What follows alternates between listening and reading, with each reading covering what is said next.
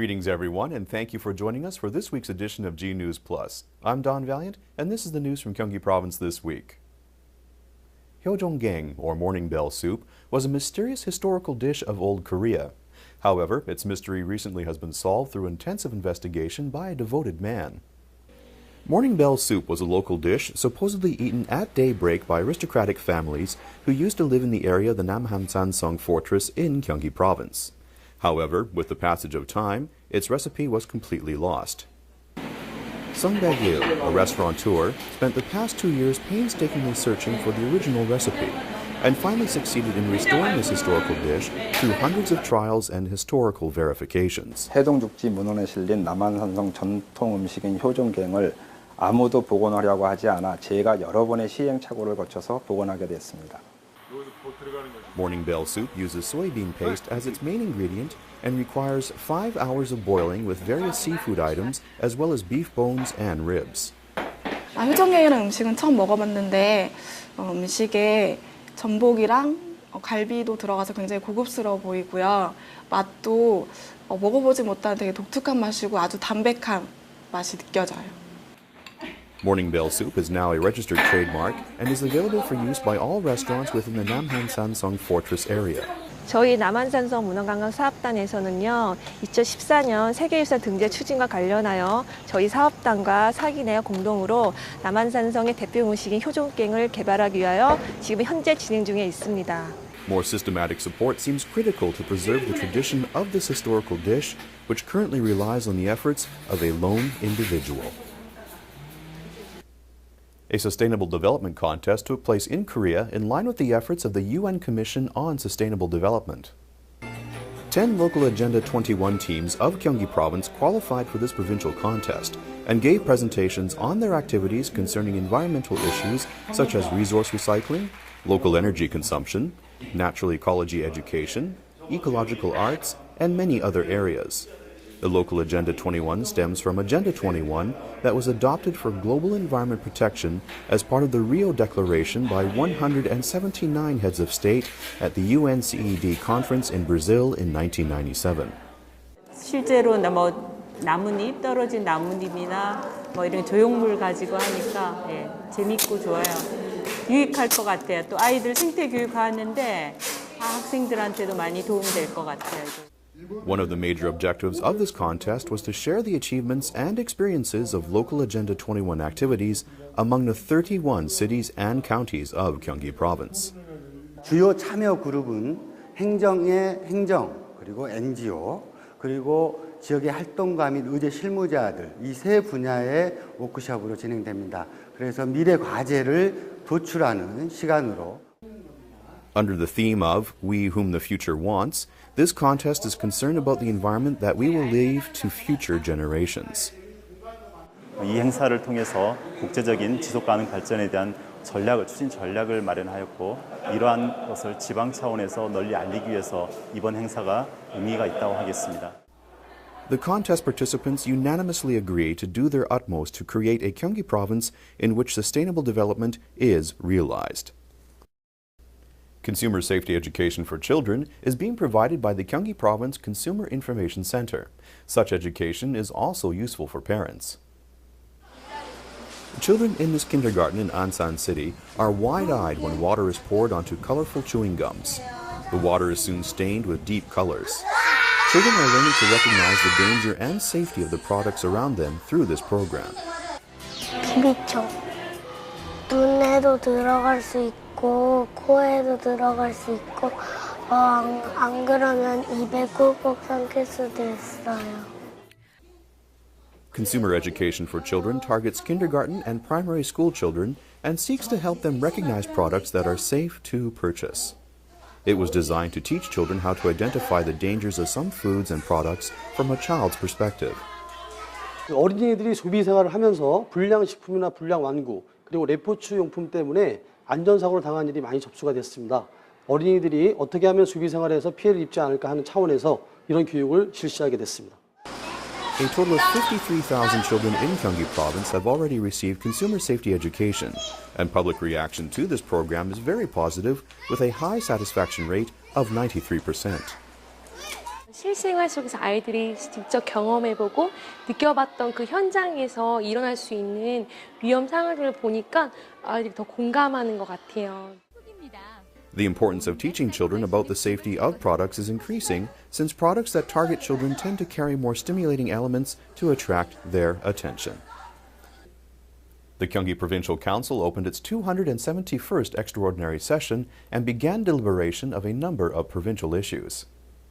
The 271st extraordinary session of the Gyeonggi Provincial Council opened on September 4th for a 10-day session.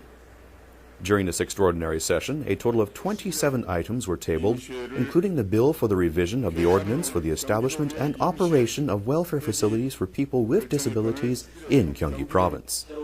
Inquiries by council members began during the second general meeting the following day. A member of the Unified Progressive Party, Lee Sang-sung, proposed the establishment of a special traffic committee to address traffic problems during his 5-minute address. 경기도의 교통 체증을 해소하기 위한 근본적인 대책은 보다 많은 도로를 건설하는 것이겠지만 이는 여러 여건상 쉽지 않은 해결책입니다. 이 점을 감안하여 본 의원은 현재 개설되어 있는 도로들의 취약점을 찾아서 Lee proposed that a special traffic committee be organized and that the members of this committee visit problem sites, analyze the causes, and find solutions.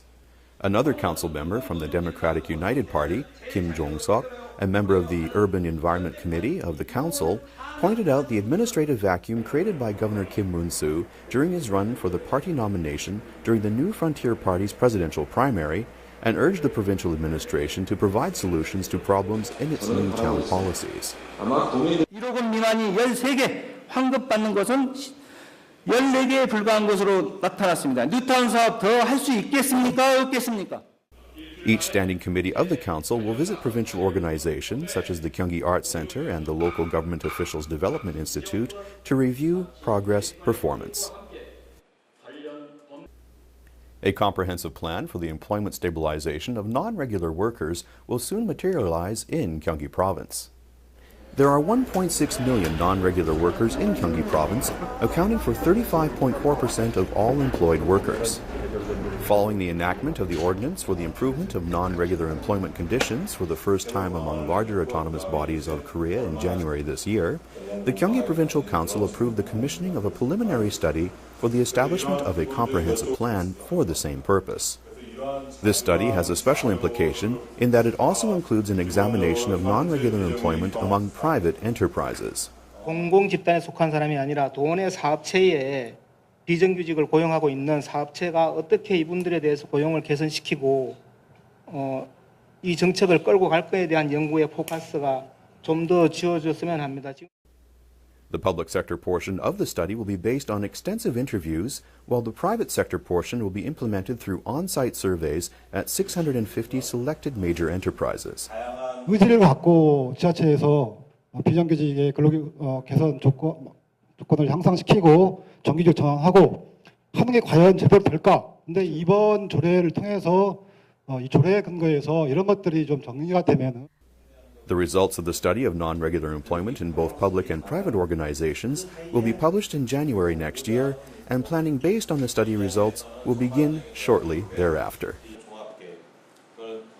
An open forum on the provincial budget was held by Gyeonggi Province to gather public opinion before formulating the budget for 2013. Residents of Gyeonggi Province were invited to an open forum in which participants voiced their views on the establishment and operation of the provincial budget. The welfare budget was the most popular topic among the presenters. The provincial government will reflect public views in the budget for next year. 작은 예산으로 인해서 복지 예산이 많이 편성돼서 과중된다는 것에 대한 것은 옳지 않고 그 경기도에서 기본 복지 예산을 좀 크게 편성했으면 좋겠습니다. While the size of the provincial budget has been increasing steadily, viable revenue sources have been decreasing since 2004. The provincial government considers it imperative to minimize wasteful expenditures and improve the operational efficiency of the budget. By involving residents in the budget formulation process, Gyeonggi Province seeks to improve efficiency as well as transparency in the operation of the budget. 이런 토론을 통해서 경기도의 내년도 예산을 어떤 방향으로 이끌어 나갈지에 대한 방향을 잡게 됩니다. Gyeonggi Province also encourages residents to voice their opinions on next year's budget through its homepage and SNS channels. Country of origin fraud has been a frequent item of violations uncovered by the Special Judicial Police of Gyeonggi Province. This time, Chinese octopuses were found to have been sold under the guise of local products. At this restaurant in Namyangju City, a notice posted on the seawater tank specifies the country of origin of the octopuses as Korean, but in fact they are from China. This restaurant is also selling Chinese octopuses, but they are falsely represented as Korean on the menu. 연포탕 전골 낙지 같은 경우 지금 중국산 사용하시면서 지금 국산으로 표시하셨죠? The Special Judicial Police of Gyeonggi Province staged a crackdown on 72 octopus restaurants in the province and uncovered a total of 30 restaurants that violated country of origin indication regulations. By falsely presenting the Chinese octopuses as Korean, restaurants pocketed 10,000 Korean won in illegal profit per octopus. 여름 휴가철 산지에서 산낙지가 소비되기 때문에 시중에는 국내산 산낙지가 유통이 되지 않고 있습니다.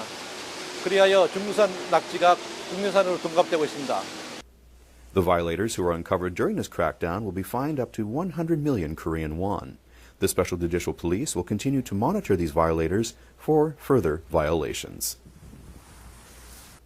Thank you for joining us for this week's edition of G News Plus. We look forward to seeing you again next week.